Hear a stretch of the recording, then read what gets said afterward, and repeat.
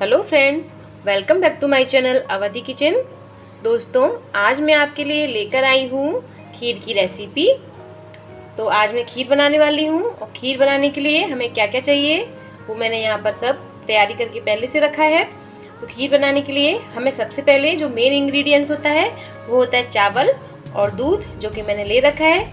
चावल मैंने यहाँ पर दूध के हिसाब से अपनी क्वांटिटी के हिसाब से लिया है। मैंने यहाँ पर ये आधा कटोरी चावल लिया है। उसके साथ ही चावल के साथ मैंने यहाँ पर ये पौन लीटर, आधा लीटर से ऊपर है इतना दूध लिया है। और हमको दूध ज़्यादा भी पड़ सकता है तो मैं उसमें और भी ऐड कर सकती हूँ। और उसके साथ ही मैंने ये चीनी ली है, यहाँ पर 1 बाउल चीनी लिया है मैंने। और चीनी के साथ ही मैंने यहाँ पर कुछ ड्राई फ्रूट्स लिए हैं जो हम इसमें ऐड करेंगे। तो यहाँ पर ये मैंने कुछ ड्राई फ्रूट्स हैं जो कि बादाम है, काजू है, मखाने हैं, और ये चिरौंजी है और कुछ इलायची है। इन सबको मैं बारीक कट करके इसमें डालूंगी।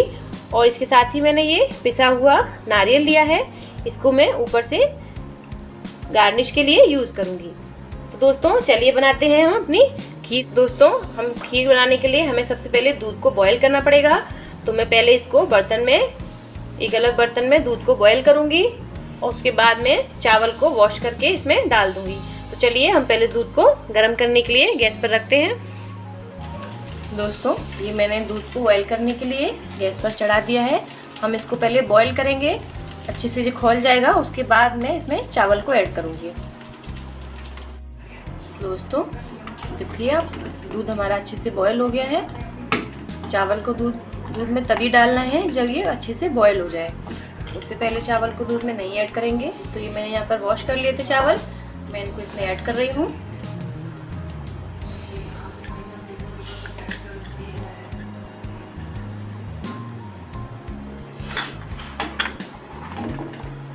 अब हमको ये चावल दूध में तब तक पकाने हैं जब तक ये अच्छे से दूध में मिल ना जाए। और इनको बीच बीच में खीर को चलाते रहना है जिससे ये नीचे लग ना जाए तले में। तो अब हम इसको पकने के लिए छोड़ देते हैं। इसको आराम से आधा से पौना घंटा पकने में लगेगा। हम आपको दिखाते हैं कि कैसे चावल को दूध में अच्छे से मिलाना है हमें। ऐसा ना हो कि दूध अलग रहे और चावल अलग रहे। तो हम इसको पकने के लिए छोड़ देते हैं। ये देखिए दोस्तों, खीर में चावल तो अच्छे से पक गया है, लेकिन अभी ये खीर दूध में मिला नहीं है ठीक से। ये देखिए, जब तक ये चावल दूध में मिल नहीं जाएगा तब तक हम इसको थोड़ा सा पकाते रहेंगे। कि जब तक ये ऐसे गिरता है ना, तभी हम चेक करते हैं कि दूध में चावल मिला या नहीं मिला। तो पहले हम इसको अच्छे से और पका लें, फिर उसके बाद ये खीर बिल्कुल रेडी हो जाएगी। अब इसको 10 मिनट और पकाना पड़ेगा हमें। 10 मिनट के लिए इसे और छोड़ देते हैं, फिर ये अच्छे से मैश हो जाएगी, इसमें मिल जाएगी। तो पकने देते हैं इसको थोड़ी देर और। दोस्तों, मैं यहाँ पर आपको एक ट्रिक और बताने वाली हूँ, जिससे जो चावल खड़ा रहता है हम उसको कैसे मैश कर सकते हैं। क्योंकि वो अपने आप से तो मैश नहीं हो पाता है इतनी जल्दी। तो मैं बहुत अच्छा आपको एक आइडिया बताती हूँ, एक ट्रिक बताती हूँ, जिससे आप चावल को अच्छे से दूध में मैश कर सकते हैं। उसके लिए मैंने यहाँ पर ये एक इंस्ट्रूमेंट्स लिया है और इसको हम कहते हैं ब्लेंडर। ये मैंने ये ले लिया है और इसको मैं अच्छे से दूध में ब्लेंडर से इसको अच्छे से मिलाऊंगी। इससे आप देखना, चावल जो है पूरा टूट जाएगा और अच्छे से दूध में मैश हो जाएगा।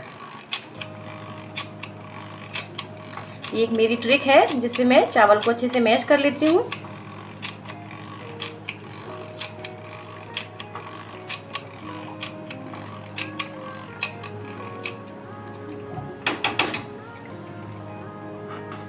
अब देखिए दोस्तों, चावल को, जो मैंने आपको पहले चावल दिखाया था वो कैसा था और जो मैंने अब दिखाया है वो कैसा है, आप गौर से देख सकते हैं।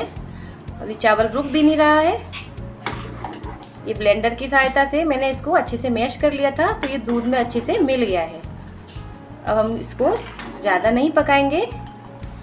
अब इसमें दूध भी डालने की कोई ज़रूरत नहीं है, ये बिल्कुल परफेक्ट बनी है। अब मैं इसमें ऐड करूँगी सारे ड्राई फ्रूट्स। दोस्तों अब मैं इसमें सारे ड्राई फ्रूट्स ऐड कर दूंगी, जिसको मैंने बारीक बारीक से कट कर लिया है।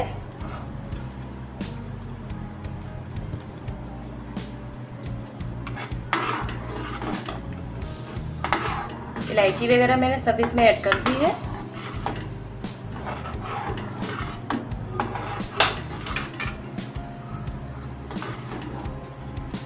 बस ये ड्राई फ्रूट्स डाल के मैं इसको 5 मिनट के लिए ढक के और पका लूँगी। फिर मैं इसमें चीनी ऐड कर दूँगी और फिर हमारी खीर बिल्कुल रेडी है। दोस्तों हमारी खीर अच्छी से पक गई है। अब मैं इसमें चीनी को ऐड कर दूँगी। यहाँ मैं 1 बाउल चीनी जो दिखाई थी उतनी ही ऐड करने वाली हूँ।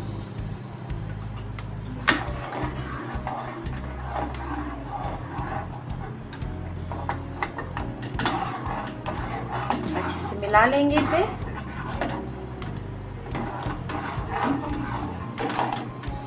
बहुत अच्छे से पक गई है ये दोस्तों, आप देख सकते हो। इसके जो किनारे हैं वो लाल हो गए हैं, इसका मतलब है ये अच्छे से दूध इसका खूब अच्छे से पक गया है। बस दोस्तों खीर हमारी बिल्कुल रेडी है खाने के लिए। अब मैं इसको जल्दी से सर्व कर देती हूँ। दोस्तों हमारी खीर बिल्कुल रेडी है और मैंने इसको बाउल में अच्छे से सर्व कर दिया है। मैं इसके ऊपर से थोड़ी सी सूखे नारियल की गार्निशिंग कर रही हूँ।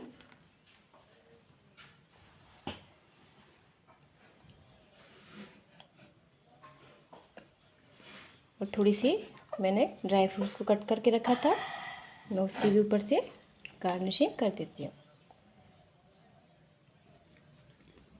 तो आप देख सकते हैं दोस्तों ये खीर कितनी देखने में भी अच्छी लग रही है।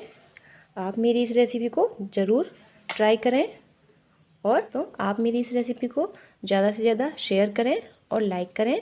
और आपको जो भी सुझाव देने हो वो आप मुझे मेरे कमेंट बॉक्स में दे सकते हैं।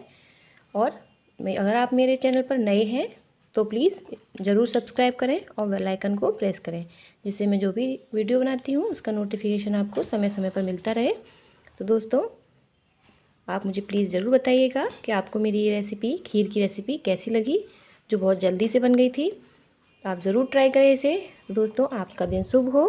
Good day, take care and bye bye.